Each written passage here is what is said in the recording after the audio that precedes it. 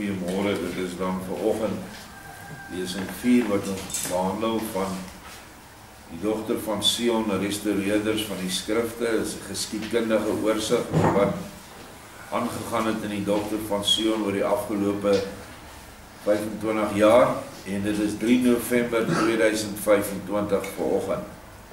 Die opskrif, dogter van Sion beweeg in 'n geestelike faset van hulle geloof in.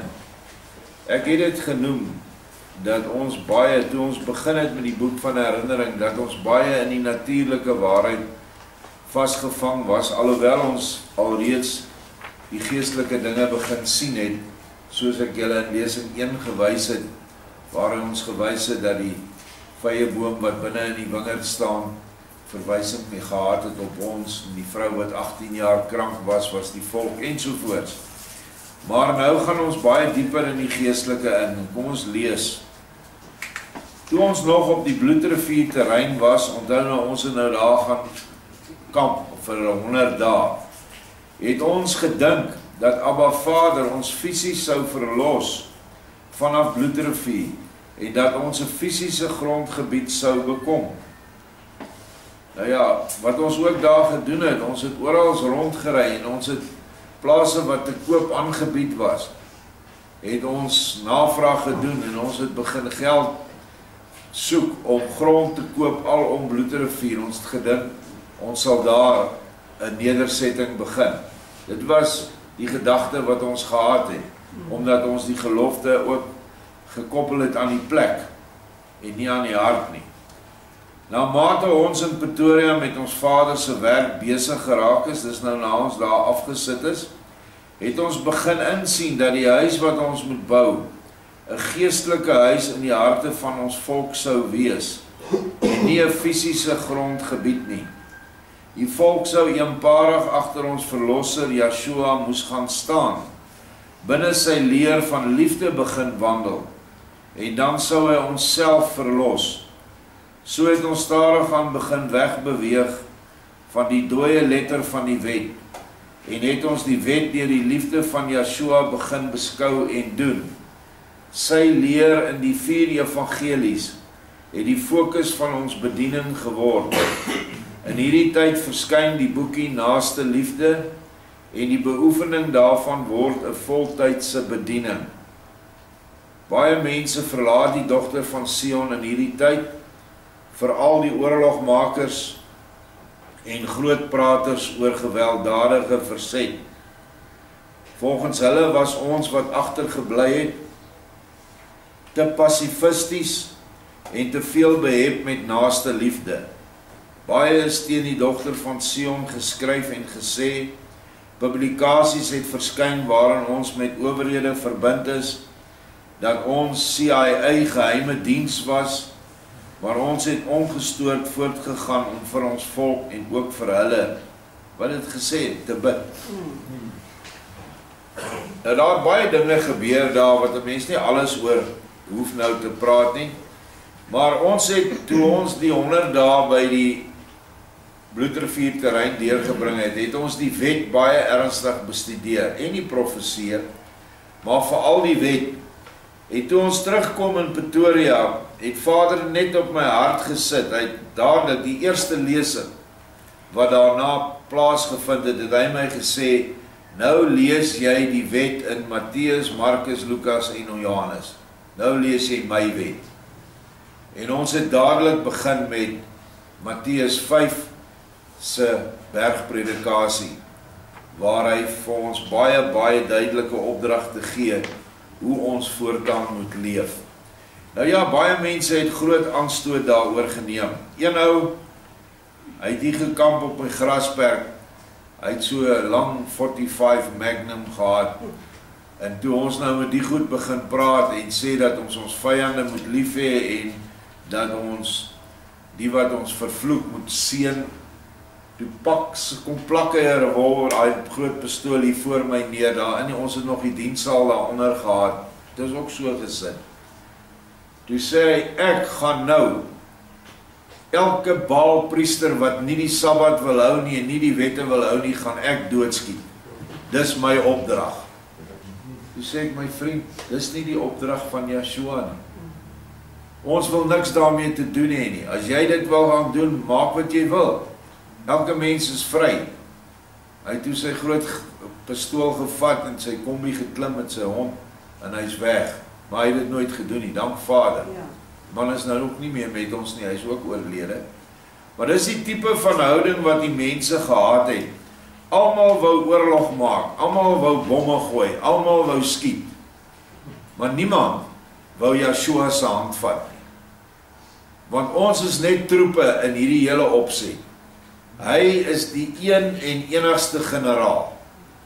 En ons moet luister vir hom. Te veel van die mense wat hierdie selfde houding gehad het, het opgeëindig in die tronk. Nou waar is al hierdie ander oorlogmakers gewees toe hulle makkers in die tronk is?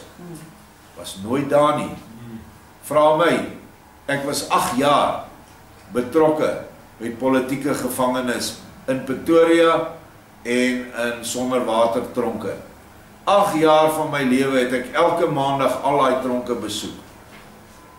En het ons die mense ondersteun en het ons na hulle vrouens gekyk en hulle kinders en hulle ondersteun met finansiële hulp. Want dit is wat Vader Yeshua van ons verwag het. Maar die organisasies, en ek noem hulle, die regse organisasies van daai tyd, het nie 'n sent vir die manne in die tronk opgeoffer om hulle net te help nie. Ek weet nie of julle dit weet nie, maar 'n R200 'n maand in die tronk kan jy amper deurgeleef het in daai tyd. Dit is baie geld, want alles in die tronk kos geld. Jy kry nie die goeie kos sommer net so nie, jy moet dit koop.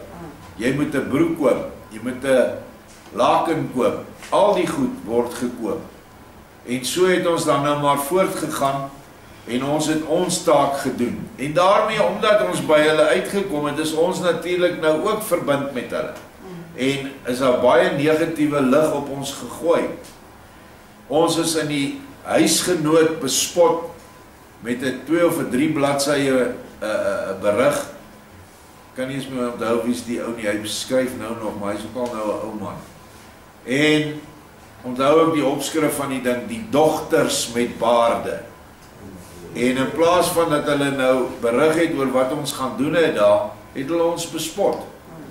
Dit is maar die wêreldmedia wil niks wat in die waarheid geanker is, wil hulle verkondig nie. Hulle wil dit net afbreek. So ons is maar deur al daai dinge. En in daardie tyd, of in hierdie tyd, ontvang ek 'n visioen, wat so wonderlik was, dat ek vir dae daarna nog steeds die aanraking van ons verlosser sou voel. Hierdie was sekerlik een van baie min duidelike visioene wat ek gehad het. En jy weet dat dit iets is wat jou aangryp, want as jy wakker word, dan voel jy nog steeds die teenwoordigheid van Vader in jou hart. Ek moet dit hier sit, want dit het nogal baie betekenis vir die toekoms gehad van dogter van Sion, wat ek nou nog nie geweet het nie. Die visioen is, ek ry in 'n bakkie met arbeiders agterop met bougereedskap. Voor langs my sit 'n persoon en bly aan my torm, wat my intens geïrriteer het. Ek wil dit net daar verduidelik. Hy bly so aan my vat. Hy sit hierdie kant van my. En ek moet dit nou noem, ek kan nie 'n man se aanraking vat nie. Dis nie vir my aanvaarbaar nie. Ek het net daai manier, ander mans ander gevoelens. Maar dit irriteer my grensloos, want ek onthou dit in die droom. En skielik lei my selfoon. En ek weet onmiddellik, dis my vader op die lyn. Ek stop die bakkie, alles nou in die visioen, vlieg uit, gryp die foon teen my oor vas, en met my ander hand styf teen my sy, asof op aandag, hoor ek die wonderbaarlikste, vriendelikste vaderstem. En dit is hoe dit geklink het. Hy het hierdie woorde vir my gesê, môre Dirk, moenie bekommerd wees oor hulle nie. Dis nou die wat my so irriteer. Ek is binnekort by julle. Wat 'n ongelooflike ervaring en boodskap. In my visioen ry ek verder met die bakkie. Die irriterende persoon is weg en ons stop by 'n bouterrein, waar 'n ou dinnerige verweerde fondasie lê, waarnaas ons dan begin met die uitpen van 'n nuwe en beter fondasie. Toe eindig die visioen. Die manne was agterop klim af met grawe en pikke en hulle pik 'n regte fondasie uit. Hierdie vorige fondasie is gewoonlik soos ons dit doen wanneer ons 'n tydelike huisie opsit by 'n site waar ou nie baie lank gaan wees. Jy gooi net so dik 25 of 50 mm blad en dan sit jy die huisie daarbo. Na 'n paar maande raak hy ook maar verweerd en stikkend. So daar was vir my 'n duidelike boodskap, ons gaan 'n nuwe fondasie lê, ons gaan 'n nuwe geloofsfondasie hê, en hy gaan binnekort by ons wees. Nou daai tyd het ek, maar aan die een kant ek gedink, hy kom self na ons, want dis hoe ons die wederkoms voorgestel het, is dat hy in persoonlike lywe na ons toe kom, persoonlike teenwoordigheid sal wees. Maar kom ons lees verder. Die betekenis was duidelik. Yeshua beloof om binnekort die irriterendes en dogter van Sion weg te vat. En hy self sou by ons wees in sy woord. En daarmee sou ons die nuwe fondament kon bou langs die ou verweerde vlak fondament. Dit het gedui op die nuwe Melchisedek orde, wat die nuwe leer van liefde van ons Messias as grondslag sou hê.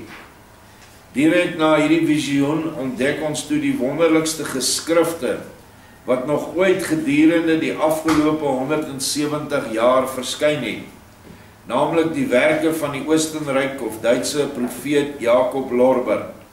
Hierdie werke is 'n direkte diktaat van Yeshua self aan Lorber, en waarin die volgende voorkom.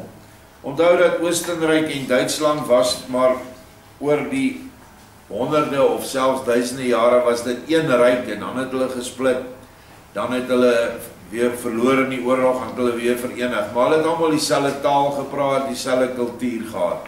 So as jy sê, hy is 'n Oostenryker, is jy nie verkeerd nie, as jy sê hy is 'n Duitser, is dit ook nie verkeerd nie.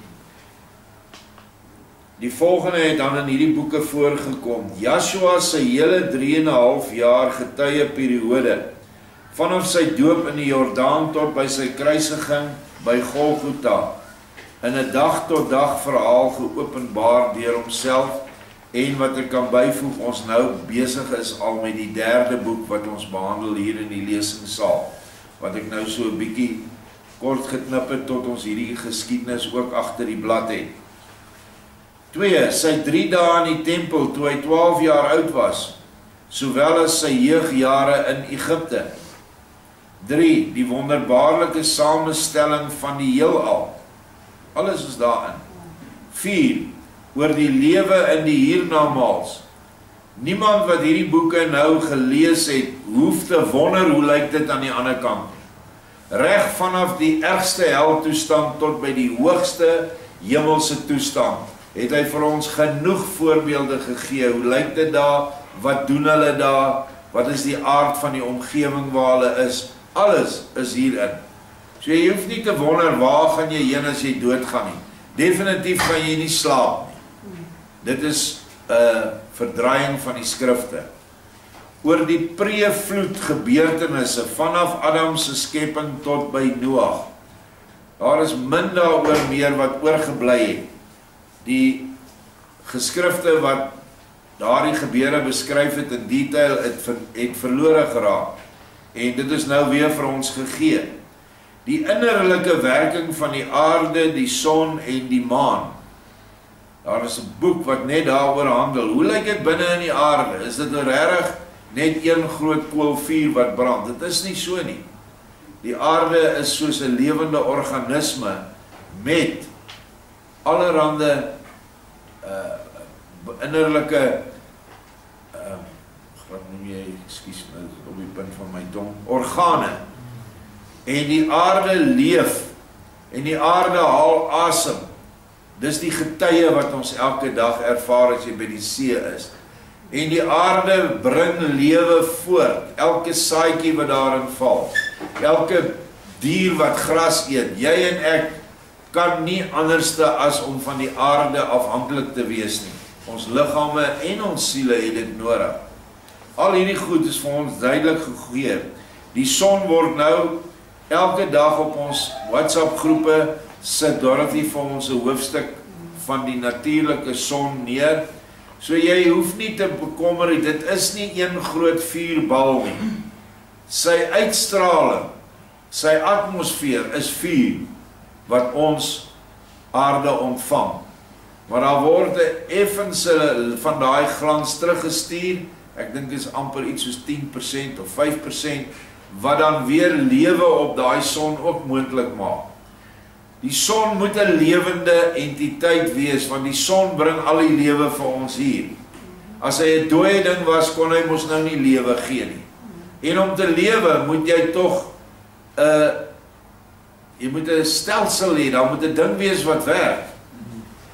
Hy moet inneem en hy moet uitgee. En dit alles word ook vir ons verduidelik in hierdie boeke. Punt 7, die geestelike samestelling van die planete en hulle hemelse inwoners. Vir baie mense is dit nou 'n groot skrik en 'n groot, waar val julle nou uit? Ja, alle planete wat in ons sonnestelsel is, het wesens op. En hulle is in een of ander leerskool betrokke. Daar is meer as een leerskool op 'n planeet, byvoorbeeld op Saturnus het 7 maane en 3 groot ringe. En elkeen van daai plekke, die planeet self, die ringe en die maane, is verskillende leerskole. Gaan lees die boek. Dit is gratis beskikbaar op www.nuweopenbaring.co.za. Die samestelling van die mens se siel, gees en liggaam en ons pre-geboorte ervarings. Baie van ons het voor ons hierdie dinge ontvang het geglo dat ons net leef vanaf die oomblik dat ons op die aarde geformeer word binne in 'n vrou se baarmoeder. Dis nie waar nie.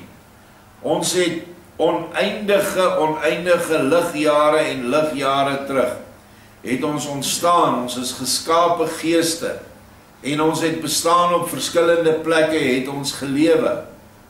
In 'n val, erg of minder, ons sal nie weet nie, want ons geheue is weggevat, sodat ons hierdie laaste lewe wat ons nou op die aarde het, wat ons toetslewe is, dat ons nou kan slaag en Yeshua se leer kan uitleef, dan sal ons na die hemelse toestande toe gaan. Want daar is 'n ewige lewe voor ons. Die huidige werke beslaan so wat 20 boeke, is nou bietjie meer nou, met ongeveer 12.000 geskrewe bladsye. Dit alles deur Yeshua in die eerste persoon. Hy wat dit dikteer. Die gedeelte oor sy aardse prediking word genoem die groot Johannes Evangelie. En is ook die boekie wat Johannes, die skrywer op Patmos, moes eet, wat soet in die mond en bitter in die maag was. Openbaring 10. Gaan lees dit maar. Hy moes hierdie boekie verborge hou tot aan die einde van die 6000 jaar periode. Hierdie evangelie is waarlik soet. Dit klink wonderlik op die oor. Maar as 'n mens dit moet absorbeer, eet, dan vind menige geestelike maag die werk te bitter om uit te voer. En dit is hoekom ons so skeiding in die dogter van Sion ervaar het. Want om die liefdeswerke te doen, is nie so maklik nie. Want dit is wanneer jy jouself tweede stel en jou naaste eerste. Meeste van die rusbank regters wat ons op daai stadium geoordeel het geen eers 'n denke gehad om naaste liefdewerke te doen nie. Hulle het nie eens met jou enigsins iets te doen gehad as jy nie 'n Israeliet is wat besnede was en wat die Sabbat hou nie. Dit is hoe dit gegaan het in daai tyd. Maar nou het Yeshua ons gewys dat ons in ons volk moet werk en dat ons elke mens wat 'n behoefte het, moet innooi en doen wat ons vandag doen. Dit is ook hierdie boeke wat oopgemaak word in Openbaring 5. Ek gaan lees dit maar daar. Dit is dieselfde skrywer, waar slegs die lam waarlik bevind word om die boeke oop te maak in ons harte, en waarna ons dan 'n nuwe lied sing, wat niemand anders kan sing, wat nie die nuwe openbaring het nie. Ook is dit net hierdie wat die boeke in hulle self, help nie jy lees dit nie, in hulle harte oopgemaak kry. Dit is net hulle wat saam met die lam op die berg Sion is. Dit is net hulle wat gemerk is. En dis weer eens net hulle wat die nuwe lied in Openbaring 14 sing met Yeshua. So die hele Openbaring boek is deurtrek van 'n nuwe openbaring wat sal kom, en wat ons aan die einde van die tyd sal lig uit die natuurlike waarheid deur die geestelike waarheid tot in die hemelse waarheid. Die Bybel kan dit nie doen nie. Die Bybel is net 'n geraamte van die leer van Yeshua. Dit is die absolute minimum wat hy moes gee, sodat die klomp Baalpriesters dit nie deur die 2000 jaar sou verdraai nie. Daar's baie verhale van wonderwerke wat hy gedoen het. Ek dink sommer aan dat hy hele grondgebiede waar hy deurgetrek het, dan is dit bar, woestynagtig, met 'n spreek van sy woord verander hy dit in 'n paradys. Selfs vir die mense, bokke en skape, en hoenders en allerhande goed, skielik daar vir hulle, wat hy uitspreek, omdat hy die skepper self is. Daar's nie twee nie, daar's net een. Nou die mense sou daai goed verwerp het. As jy kyk hoe die mense vandag die maagdelike geboorte verwerp, en die opstanding uit die dood uit, en die verhaal van Noag, en die verhaal van Jona en die vis, hulle verwerp dit, hulle sê dit is vee verhale, jy kan nie sulke goed glo nie. Wat nou nog as ons hierdie goed bybring? Daar was tye waar Yeshua honderde kinders uit die dood uit opgewek het tot lewe, by die seners, toe hy hulle bedrog gaan stop het. Was hulle in die verleentheid. Toe sê hy, goed, vir die laaste keer wek ek al hierdie kinders op. So, baie wonderlike goed wat ons nou hier kry, en wat ons sing oor dit. My hart sing wanneer ek hierdie goed lees, maar ek kan dit nie met 'n ander ou bespreek in die kerk nie. Hy sê eers, waar staan dit in die Bybel? Nee, wag, ek gaan eers my pastoor vra. Dis wel almal se kommentaar op hierdie goed. En nou is ons alleen. Maar ons is op die berg Sion. Dit is die hoogste geestelike ontwikkeling in jou hart. Dis die berg Sion. Daar is nie 'n fisiese berg waarheen ons gaan nie. Dis 'n geestelike berg. Dis 'n hoogtepunt van geestelike liefdesontwikkeling. Ons moet die dinge in die gees verstaan. Wat die tydsberekening van hierdie boeke nog meer merkwaardig maak, is die tydperk waarin dit aan die Oostenrykse Duitser Jacob Lorber gegee is, naamlik vanaf 1840 tot 1864. Dit het dieselfde tyd plaasgevind toe ons vader die fisiese Juda volk, die Benjamin gedeelte, die dogter van Sion, hier aan die suidpunt van Afrika gevestig het, in hulle boererepublieke na 1838. 14 jaar na die gelofte in 1838 het die boere hulle 2 republieke gekry. Net soos wat Jakob 14 jaar na sy gelofte wat hy afgelê het by die berg, toe hy op die grond gelê het, met sy kop op 'n klip en hy die leer sien wat opgaan na die hemele toe. 14 jaar later toe kry hy sy 2 vrouens, Rachel en Elia. Daar's baie ooreenkomste met ons volk. Terselfdertyd het hy deur die Duitse lyn van Juda die geestelike inligting, ons noem dit die dogter van Jerusalem, al hierdie nuwe openbarings, dis 'n dogter of iets na die tyd. 'n Dogter is altyd iets wat later kom.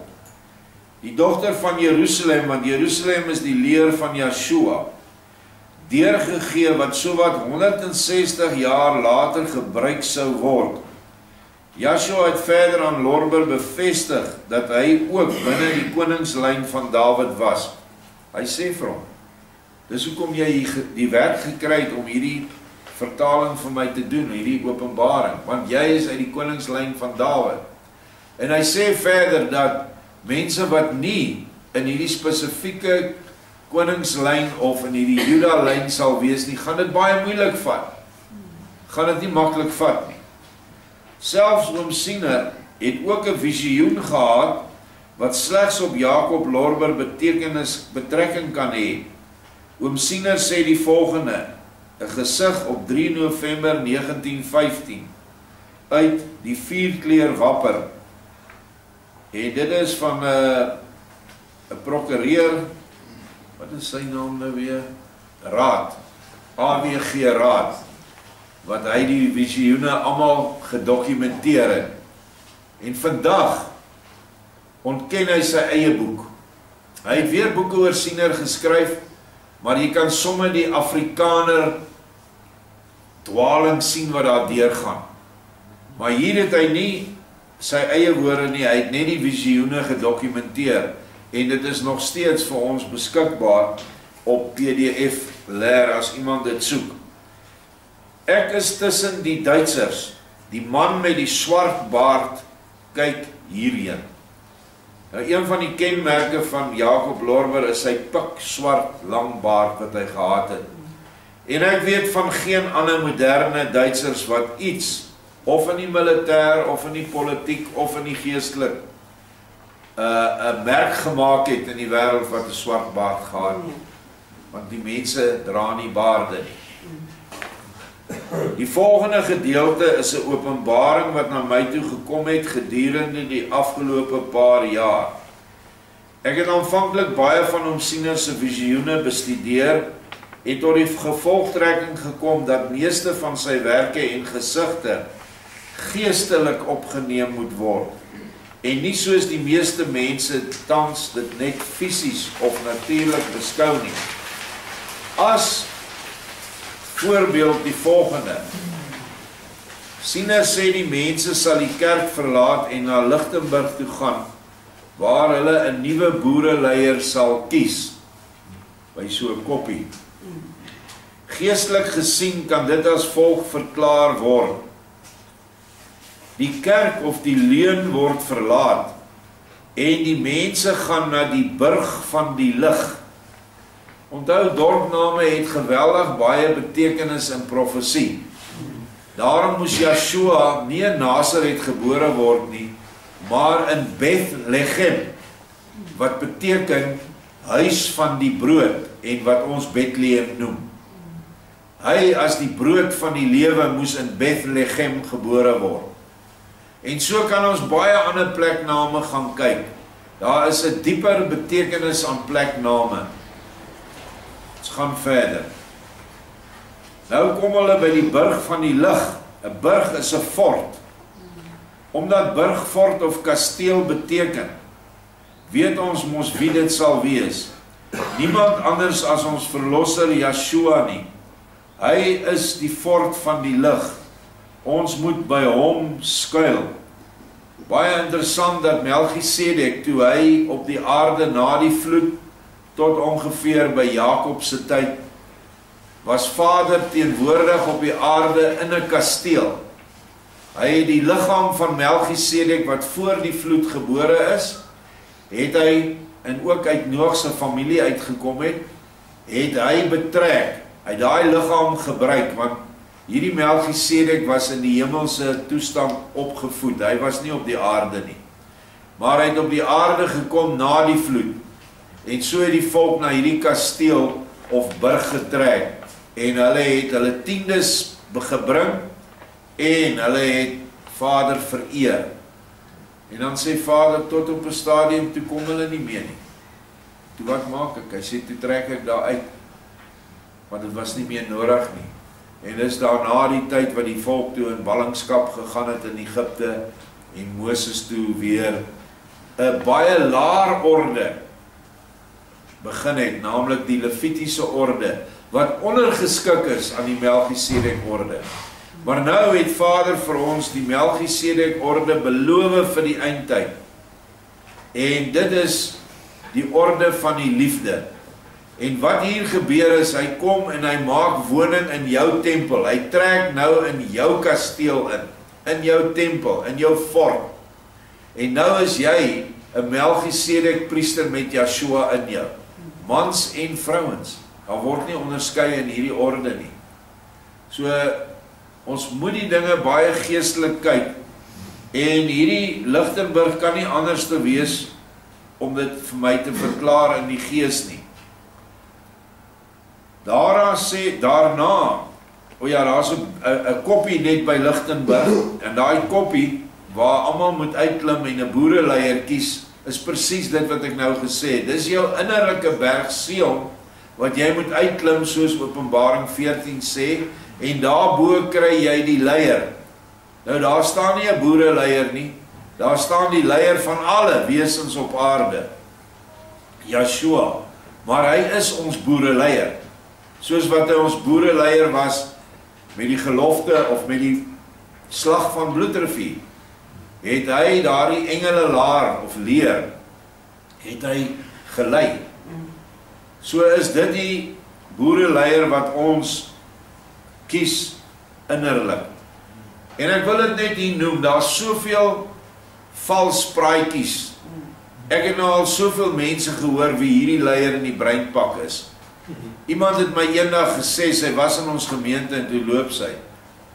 Sê, as jy nie glo, dat meneer so en sy die naam genoem is, een van die ouens, wat nou bekend was in die boere opstand in die afgelope tyd. As jy nie glo dat hy die leier is in die breinpak wat ons moet lei nie, dan is daar vir jou geen hoop nie. Ek sê, maar dis dan baie jammer, want sover ek hom ken, en ek het hom goed geken, glo hy glad nie die Bybel nie. Hy gebruik die Bybel hoogstens as 'n resepteboek, om sekere goedjies uit te haal. En so gebruik hulle die profesie ook as 'n resepteboek, om dit op hulle betrekking te maak. Oor gryspakke wil ek en Erna nie eens praat deur die afgelope 30 jaar, hoeveel manne al hier aangekom en gesê, hulle is die manne met die gryspak. Daar is ook vir my gesê, as ek nie glo dat hierdie Piet, sy naam is nie Piet nie hoor, nie die man in die gryspak is nie, sal ons nie gered word nie. Al hierdie dinge, die breinpak sien ek as die nederigheid, en die gryspak as die wysheid. Dit is wat dit beteken in die gees. As ons, elkeen van ons, nie daai twee pakke aantrek nie en het nie, as ons nie nederig is nie, gaan ons nie wysheid kry. Want liefde kom net deur 'n nederige hart. En as jy jouself altyd wil voorsit en eerste en hoogste maak, dan is daar duidelik nie nederigheid nie. So ons gaan aan. Daarna sê oom Siener dat die volk sal stadig na Priska. Nou wat is die naam Priska? Wat beteken dit? K of plek van die priesters. Dis wat Priska beteken. K en Nama is plek. Waar hulle deur die Duitsers bewapen sal word vanaf Luderitz met 'n trein wat nuwe Moses sal aanry. Weereens moet dit geestelik gekoppel word aan die uitspraak van ons Vader in Sagaria 3 vers 6. En sal dit baie duidelik van toepassing wees op hierdie laaste stryd wat ons nou gaan stry. En daar staan, toe antwoord hy en sê vir my, dit is die woord van Jahwe aan Serubabel, naamlik, nie deur krag of deur geweld nie, maar deur my gees, sê Jahwe van die skepingsleermag. Interessant, Serubabel beteken gebore in Babel. Ons almal is in Babel gebore, of in Babylon. Hierdie hele systeem wat die wêreld, basies oor die hele wêreld heers, is Babylon. En dit is vir ons binne in Babylon, sê hy, julle sal veg met my gees, of deur my gees. Moses kan dus niks anderste as geestelike openbaringswaarhede wees nie, en sal verseker nie gewere wees nie. Want met Moses wat jy nog met 'n slotmagasyn aksie moet lei, kan jy nie nou veg nie. Jy kan nie eers sê dit is dalk R1's nie, want ons gaan nie met gewere hierdie massiewe vyand voor ons, en 'n magtige vyand, moenie 'n fout maak nie. Hierdie mense wat vandag die wêreld regeer het wapens, wat ons nog nie eens weet wat hulle het nie. So, net Vader kan ons help. Net hy kan ons afseël. Maar ons moet hom waardig wees, sodat hy ons sal kom beskerm. En dis wat hierdie Moses, wat nog in Greece was, let wel, dis ook wat die profesie sê, dit is hierdie waarhede wat nog heeltemal weggepak was in die Duitse taal, het ons nou in die afgelope 20 jaar in boeretaal, in Afrikaans, vertaal. En nou kan ons daai Moses lees, en ons kan met daai Moses skiet teen die vyand. Wie is die vyand? Die vyand is die wêreld in ons, om ons. Met dit val ons aan. Ons val die leuen aan met hierdie waarhede wat ons nou gekry het. Ons het instruksies gekry en Karen doen dit vir ons in haar lesings. Hoe om mense wat besete is en hoe om mense wat baie siek is te genees deur 'n handopleggingsprosedure. Dis alles Moses. Dis deel van die Moses waarmee ons skiet.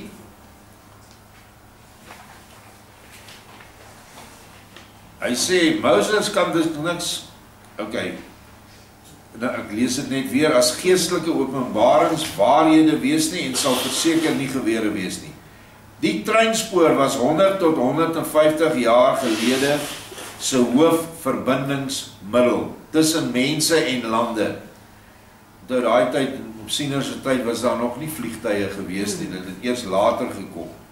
Wat pos, goedere en passasiers vervoer het, omdat profeseë altyd na die tydvak verplaas moet word, waarin dit hulle self afspeel, moet ons nou kyk wat die hoofverbindingsmiddel vandag is, wat waarhede sal kan transporteer tussen lande en mense. As ons sê hierdie Moses is waarhede, dan moet ons nou die Priska, Lutheritz Priska lyn ook kan verklaar. Dit kan dus niks anders as die wêreldwye elektroniese kommunikasiesysteem wees nie. En in hierdie geval spesifiek tussen Lutheritz of Duitsland en Priska, boere se geestelike ontwaaktes. Ons weet nou waar Priska is nie waar hy is op daar in Noord-Kaap nie, maar Priska is nou in jou hart. Dis die plek van die Melchisedek priesters. Dis hulle wat die hoogste geestelike openbarings gekry het van die waarheid. Hulle is in hemelse waarheid. Omdat dit kan dus niks anders as die wêreldwye elektroniese kommunikasiesysteem wees nie, wat ons internet noem. Hierdie waarhede kom in skepe in Duitse grondgebied Suidwes-Afrika aan. 'n Skip is altyd 'n geestelike houer. Ons dogter van Sion is ook 'n skipie. Dis hoekom Joshua 2 gelykenisse vir ons in die Bybel het van een was hy in die skip, toe slaap hy op die stormagtige see, en die ander keer was hy op die berg en die disippels was alleen. Dit is, stel 'n gemeente voor. Soos 'n mens self, sy gesin of 'n gemeente. Dit is dan ook presies soos wat die een Duitse skip, Jacob Lorber, na ons toe gekom het, via die internet vanaf Suidwes-Afrika. U kan nou sekerlik dink, maar wie het julle by die dogter van Sion priesters gemaak? Is ek nou baie voorbarig om nou te sê, ons is priesters?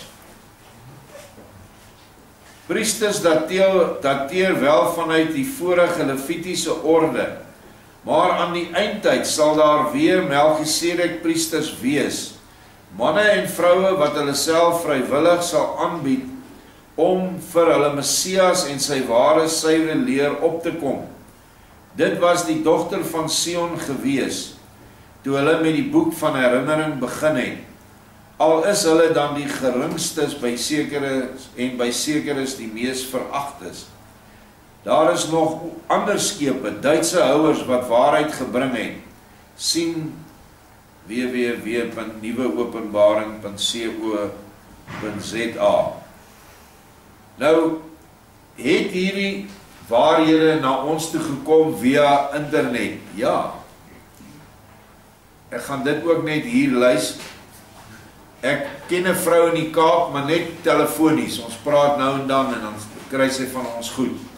Sy bel my eendag, sy sê ek sit voor my rekenaar en ek is sommer net besig om na allerhande dinge te kyk. En skielik spring hier 'n webwerf voor my op met die naam van die onbekende profeet Jacob Lorber. Sy sê nogal in Afrikaans. En sy sê sy begin lees, want dit is glad nie wat sy gesoek het nie, dit het net bonatuurlik voor haar verskyn. En ek moet sê, in my ervaring met die vertaling van die boek van herinnering, het ons dit baie gekry, dat as jy die rekenaar aansit die oggend, is die ding wat jy gesoek het net daar voor jou. En sy sê, terwyl sy dit lees, dan word sy so opgewonde en sy hoor 'n stem in haar hart. En die stem sê, stuur hierdie deur vir Dirk van Vuren. Nou ja, sy doen dit toe bel sy my, sy sê, dit is wat gebeur het. En ek gaan toe op die webwerf, dis 'n mannetjie daar in Namibië of Suidwes-Afrika, en hy het hierdie webwerf opgestel. Hy is 'n half Duitser, half Afrikaans. En ek is so opgewonde, hoe verder ek lees, ek sien net Vader se woord. En ek besef, dit is Yeshua hier wat hier praat. Min wetende dat dit die begin van 'n ongelooflike klomp inligting was. Maar daar was nie baie boeke nie, ek dink daar was 1 volledige boek, 2 volledige boeke. En die res was net uittreksels uit die boeke uit.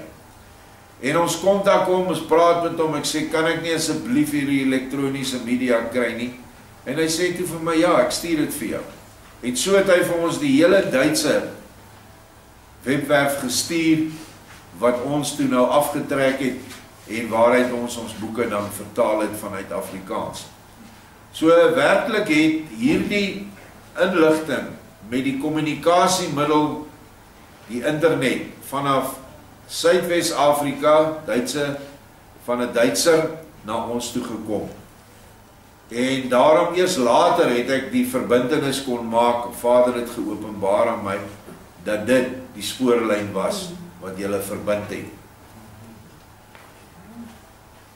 Hierdie Moses, deur die Duitsers gemaak en deur die boere bekend gemaak, dit is die definisie van 'n Mauser. Die beste geweer van sy tyd wat deur die Duitsers vervaardig was, het die boere bekend gemaak deur 'n 14-jarige boereseun kon op 'n galoppende perd 'n Engelse Tommy in die kop skiet. Dit is wat die Mauser, die boere het hom bekend gemaak. Wat nou ook die waarheidsleer van Yeshua is, kom nou in Priska aan en word vertaal, geset, gedruk en versprei aan die boerevolk in Suid-Afrika. Aan wie word hierdie boeke hoofsaaklik aangebied? Aan hulle wat die kerk verlaat het, die wat op die kruispaaie is. Die opdrag is ons gaan na hulle wat op die kruispaaie is. Die pad van die waarheid kruis met die pad van verskillende kerke. Want dan gaan hulle na Lichtenburg, na die Messias self toe, en hom stadig aan vind in Priska, by die boek Dogter van Sion via boeke en die internet. Let wel dat dit ook die enigste spoorlyn is wat oorbly. Dit sê die profesie van Homsina. Slegs die een tussen Luderitz en Priska, en dit gaan ook nie verder nie. Daar is dus slegs een plek van priesters, en almal sal hier moet vergader en verenig. Hier vind die geboorte van die laaste Sions kind. Let wel, nie kinders nie plaas. En dit kry jy in Openbaring 12, dat die vrou wat in baringsnood is, 'n kind baar. En dit is die wedergeboorte. wat in elkeen van ons plaasvind. Maar dit staan nog steeds bekend as een kind. Want die dogter van Sion aan die eindtyd is een vrou. Dis een gees. Dit is die troostergees waarin ons een word met Yeshua in ons harte. Siel en gees word een. En die oomblik as siel en gees een word, dan word die vrug van hierdie goddelike vereniging word dan gebore. Dit is al die vrugte van die gees wat dan uitgeleef word op aarde. Hier by Priska, ons innerlike Priska, vind nog 'n interessante ding plaas. Oom Siener sê dat die mense weer van Priska na Kimberley, 120 jaar gelede se Babylon, moet dit nie fout maak nie. Kimberley was 'n baie groot faktor in die Babyloniese stelsel van die destydse wêreld. Ja. Dit was die senter van die geldmag, se geld, se diamante. Kimberley in Johannesburg. Maar hy sien in sy visioen, hulle trek Kimberley toe van Priska af, met bom Maxims, dis nou 'n oudtydse tipe kanon, en kanonne. Nou vra ek die vraag, hoe is dit dan dat hulle Moses kry by Priska, maar as hulle wegtrek, skiet hulle met artillerie? Hulle moet mos nou logies gewys weer nou met Moses Kimberley aanval. Eenvoudig, as jy dit geestelik kyk, deur die waarhede van ons meester in te neem, die Mouser op te neem, en lewendig in die leer van die waarheid te staan en te doen, met die Mouser te skiet, dit is wat dit beteken om in die waarheid te leef, vind die wedergeboorte plaas in jou. Dit is dan waar die mens een word met sy meester se gees, oftewel jou siel en gees verenig met mekaar in die meester Yeshua.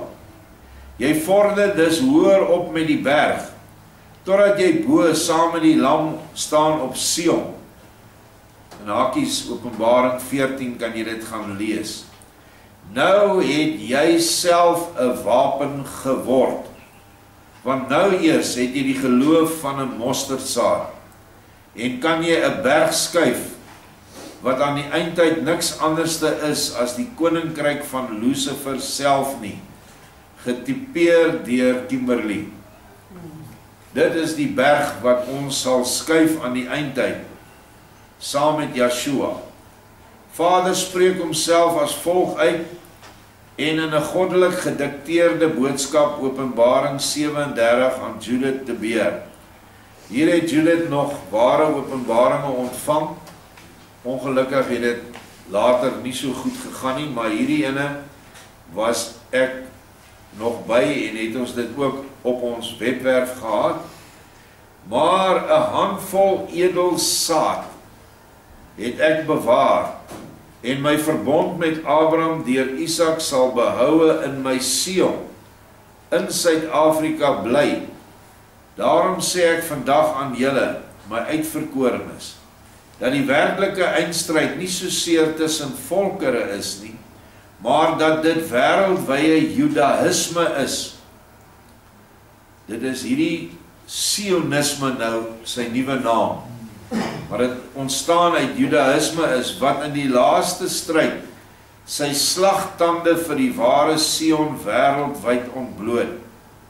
Die brein van Judaïsme is nie soseer in Israel gesetel soos wat almal dink nie, maar reeds vir eeue lank word dit in die boesem van Engeland gekoester. Daarom sê ek nou hard en duidelik, wee jou Londen, ja, wee jou in hierdie tyd. En as jy hierdie bloedlyne van Satan bestudeer, dan is dit waarheid. Want alhoewel byvoorbeeld as ek die Rothschild gesin kan vat as 'n voorbeeld, en daar's baie, ek dink daar's 13 gesinne in Europa, is hulle almal in die adelike koningslyn. Dieselfde koningslyn waaruit Prins Charles of Koning Charles nou kom, is waaruit die Duitse konings en vorste kom, die Deense konings en vorste, Swede, Spanje, Holland, almal. Ja, dis almal uit 'n Orsini lyn uit. maar hulle is ook almal onder trou met die Jode. So hulle is 'n hele sionistiese Judeese gemors, 'n superbastard slangsaad wat ons, hierdie suiwer edelsaad in Suid-Afrika, nog altyd teëgestaan het. Dis hoekom Engeland nooit opgehou het om die boerevolk te jag nie. Van die 18de eeu af, 19de eeu en nou nog steeds. Moenie dink dat dit hierdie swartes is nie. Hulle is te dom om al hierdie planne te maak. Hulle word aangehits deur die Engelse en die Jode. Malema kan niks op sy eie doen nie. Hy is baie geld gegee deur Engeland via die Jode. Die ou se naam was Lord Renwick. Dan is die Amerikaanse Jode ook nog betrokke om ons land te oorhandig aan die swartes. Wat is daai Jood wat hy's so oud geword? Kissinger. Ja, hy het nie net hierdie land oorhandig nie, hy het ook Suid-Wes-Afrika en die blanke Zimbabweërs of die blanke Rhodesiërs oorhandig aan die swart massas. Want dan kan hulle hierdie ouens beheer met min geld en hulle doen dan net al die vuil werk vir hierdie saadlyn wat in Londen hulle hoofsetel het. Ek wil nie daaroor uitwy nie, maar in die middel van Londen is daar omtrent 'n kilometer by kilometer gebied wat hulle noem the City of London. En daar heers die Joodse geldmag. En alle boosheid op aarde word beplan finansiëel vanaf daai senterpunt af. Kimberley was maar net 'n verlengstuk van die Londense Judaïsme van die vorige eeu en kan net verwys na die moderne wêreldorde. Onthou ons moet nou Siener se profesie trek na ons tyd toe. Dit is hierdie moderne wêreldorde wat nou wêreldwyd heers, wat binnekort onder leiding van die Antichrist sal staan. Hy is nou al reeds besig om opgerig te word en waarteen die ware Sion te staan sal kom aan die eindtyd. So sal die profesie van Sagaria dus in vervulling gaan, dat nie deur krag of geweld nie, maar deur Yeshua se gees, werkend deur sy aardse uitverkorenes, wat binne sy leer wandel, wat met die spreek van 'n woord, wat sy woord in hulle mond sal wees, die Antichrist sal vernietig. Verskeie ander skepe, hakkies, openbaringe aan Duitsers, het daarna via die internet by Dr. van Sion aangekom, en dit is vertaal en gepubliseer, en is ook gratis op die internet beskikbaar. Daar het 'n geweldige geestelike groei in die Dr. van Sion begin posvat. Die evangelie van die liefde is nie net gepredik nie, maar ook gedoen. Regoor Suid-Afrika het enkelinge hulle in hierdie werke ingegrawe, en sodoende het enkele alreeds die innerlike stem begin hoor. Dit is die geskiedenis oor die afgelope van 2003, het ons dit in 2003 gehad, 2004 het ons die Lorber geskrifte gekry. Ek dink 2003, 2004 daarom.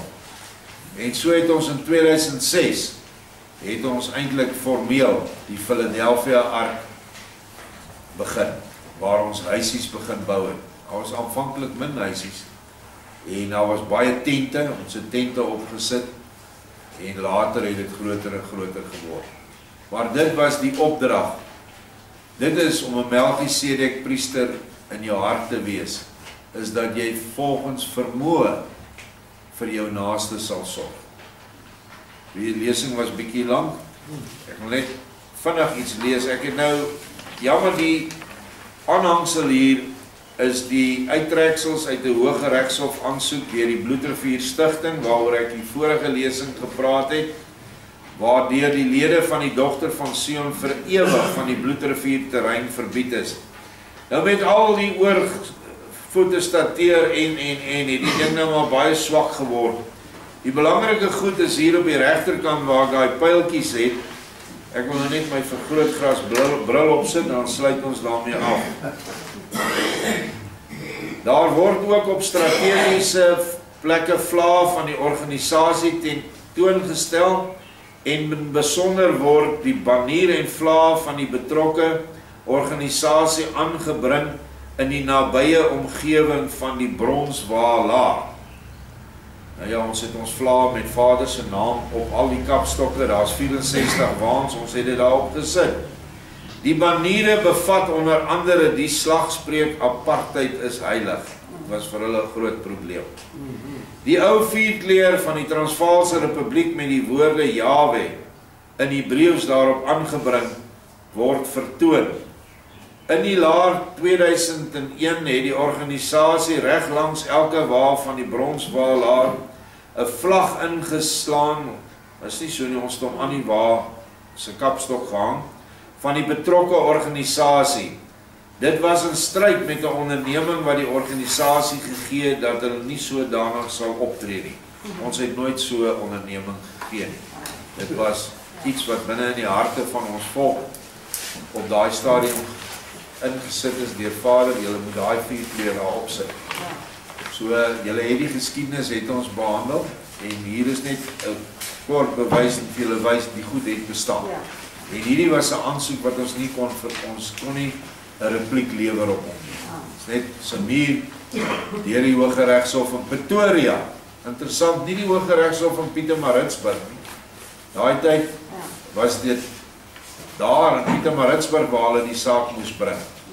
Toe is dit deur Thabo Mbeki nog gechap of goedgekeur en toe is dit 'n hof toe is dit 'n bevel. Baie dankie. Ons gaan môre